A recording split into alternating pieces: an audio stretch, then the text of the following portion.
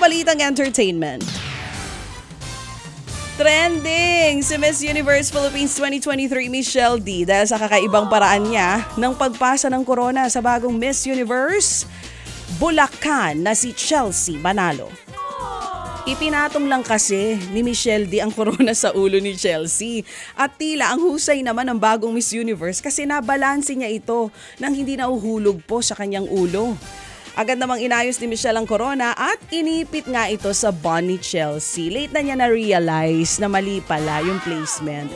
Buti na lamang nga at inayos niya. Hinangaan naman ng netizens si Chelsea sa galing ng pagbalanse ng corona sa kanyang ulo. O diba?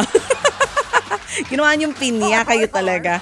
Samantala, congratulations once again to the new Miss Universe na lalaban nga po sa ibang bansa para i-represent ang Pilipinas.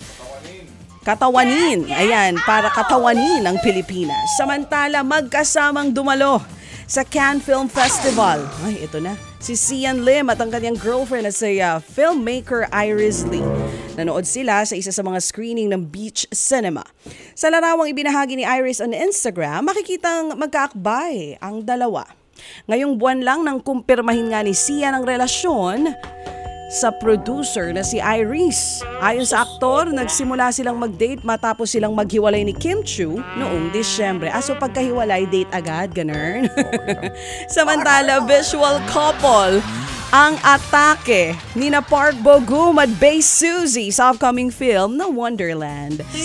Sci-fi ang drama ng movie. Sikat to, big boy. Naiikot sa isang artificial intelligence o AI ng namayapang tao. Kakatakot. Naglabas din ang mga bagong larawan ng magkasama sina Bo-gum at Suzy na mga bida po sa pelikula.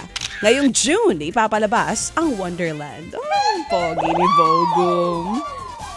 Ted Filon at DJ Chacha ngayon nasa Radyo 5 92.3 News FM Monday to Friday 6 to 10 a.m.